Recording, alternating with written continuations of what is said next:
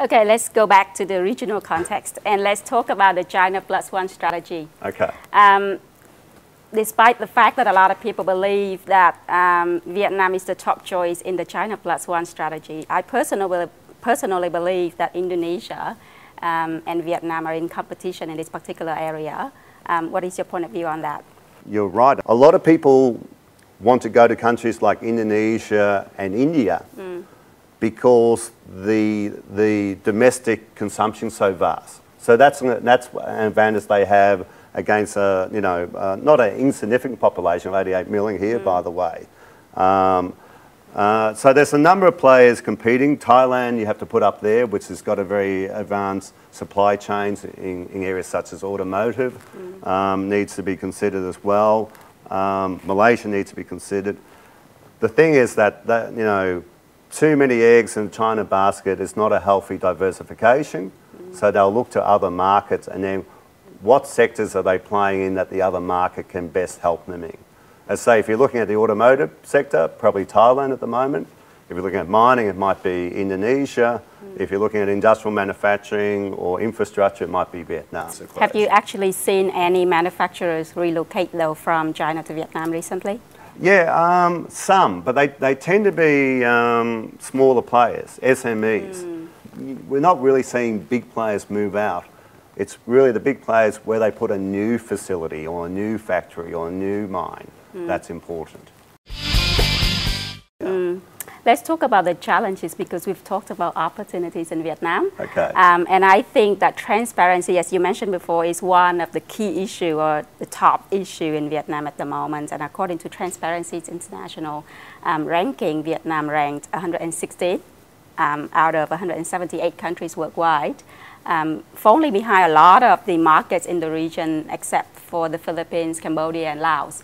What is your point of view on that? Vietnam needs to do better, that's clear.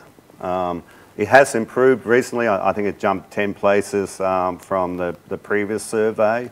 I think really it's something the government needs to recognise that if they want to go to the next level, which I believe they do, if they want to become another South Korea or Taiwan or not a second-rate Thailand, then transparency and improved regulation and implementation of regulation particularly needs to be much better. I'm sure you're aware of Project 30 because Project 30 is the Prime Minister's high-profile campaign to simplify administration procedures for businesses in Vietnam. Where is Project 30 and its implementation, and what sort of impact do you expect from this particular project? Well, look, it's an excellent aspirational goal that obviously has senior patronage from the Prime Minister. So that's a very good thing.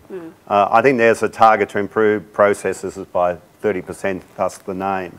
I think the problem is that you're talking about a very diffuse consensualist policy regime in Vietnam. So it's not easy to streamline procedures. The important thing important factors that it takes 44 days and 9 procedures in order to establish a business and invest in Vietnam. So when that starts to get improved towards levels that say Malaysia has, let alone China and Singapore, which are way beyond Vietnam, that we'll see a lot of improvement in this area. Is inflation one of the key issues for Vietnam? Absolutely. In terms of macro issues, inflation would be one of the most important. What are you talking about? 10%, 15%?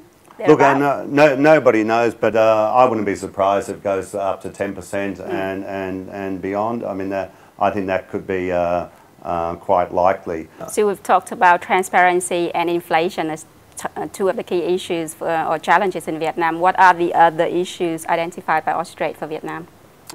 Look, the big problem for Vietnam is, its deficit. It's only got a narrow range to move within. So it hasn't got a lot of cash to throw around. It's got a very narrow tax base. So it really needs to improve its macroeconomic parameters. It needs to get more tax income in. It needs to create more reserves. And needs to keep the deficit under control. These are all important points. Is there a challenge with energy supply in Vietnam, though?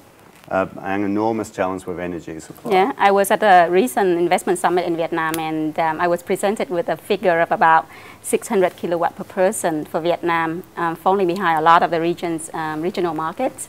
What do you think is the required growth in terms of energy supply for Vietnam to meet the demand of the economic growth? Well, I mean, the government of Vietnam has put out a figure that by 2020, it needs to increase its energy supply by probably around 15 to 20%. So that 600 megahertz figure is very low. It's going to increase because the industrial manufacturing sector is increasing. If the economy is going to grow, it needs more energy. As consumers and the middle class grows, they'll take more energy. How is Vietnam going to achieve that 20% growth, though, in energy supply, do you think? It's going to be tough, particularly in the next 5 years, because they're waiting on power plants to come on tap, including coal, natural gas, hydro, and also nuclear. But you know, these things take a long time to build. What about currency? Currency is a big issue, isn't it? Devaluation? For the Vietnamese dong. Yes. Yeah, currency is a big issue, and as I said before, there's a lot of pressure on the currency and limited tools that the government can use to deal with it. Now, a lot of foreign investors in Vietnam also mentioned the challenge of shortage of skilled labor. Do you see that happening in Vietnam as well? Yes, definitely. It's one of the most commonly cited issues from my client base. And indeed, Melissa, the government itself, has said that 65% of the workforce is not formally trained. 65%? Yeah, for Melissa, that's an official figure. You have a lot of, you got to remember, you have armies of factory workers. They come from provinces, often around Hanoi or Ho Chi Minh. They have limited education. The trade system is not sophisticated in Vietnam, so the training they receive is in-house. Depending on the factory or facility, it mightn't be very much. Having said that, would you say that education or vocational training is of importance in Vietnam? It's of absolute importance. One of the key issues for society and the economy going into the next 10 years. Let's talk about a very interesting issue or key challenge in Vietnam, which is intellectual property. Okay. And I understand that Vietnam is on the watch list of the International Intellectual Property Alliance special report at the moment. Well, the good news is we're not on the priority watch list that China is on. We're on the watch list only. What is your point of view on this? Yeah, look, intellectual property is one of the risks when you go into a developing country. So I think my view is that, is the country doing the right things to move forward with better vigilance and enforcement? Recently, Vietnam's made some good moves. It's established a national office of intellectual property. There's been a couple of times I'm personally written to that office about alleged offences against Australian companies, and they're being resolved. We're seeing some encouraging signs, but there's a long way to go. A long way to go. A long way to go. How long are we talking about? I think probably Vietnam will be in the slipstream of China. So once we see movement there, we'll see a bit more movement here, I imagine. Let me ask you a very personal question, can I? Not too personal, I hope. If somebody were to give you $10 million now and ask you to invest, which country are you going to choose to invest in what sector? Yeah, it's a good question, and I've thought about this. I just see enormous opportunities here in infrastructure and services. What's your confidence level out of 10? Well, I'm lucky because I know people like you, so I'd be knocking on your door and saying, I've got $10 million in cash, what do you think's good for you? Yeah.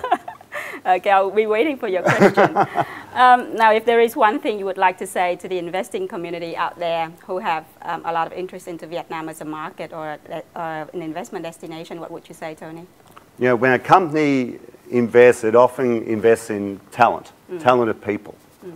And so when you're looking at markets and you see the population of Vietnam, its young demographic, its aspirational attitude, its entrepreneurial characteristics, this is a fantastic market because of the strengths of the population. That'd be my key point. Thank you very much, Tony, for giving us such an important insight into the opportunities and challenges of Vietnam on Inside Vietnam today. It's been a pleasure talking. Vietnam is definitely a worthwhile market for the global investment community. If you are well aware of the opportunities and challenges, nothing is impossible. However, Vietnam is a market that requires a strategic and long-term approach. There's certainly no quick fixes happening here, and perseverance is key in taking the long and hard journey to success. If you have questions for Tony or for Inside Vietnam on this topic, please send them to phi@insidevietnam.com.vn. For past episodes and new updates, please visit us at Inside Vietnam on WordPress, Facebook, YouTube, and Twitter. My name is Phi Nguyen, and I'm your host on Inside Vietnam. Thank you very much for being such a wonderful audience, and I look forward to welcoming you back in 2 weeks. Until then, keep Vietnam close to your heart and take care.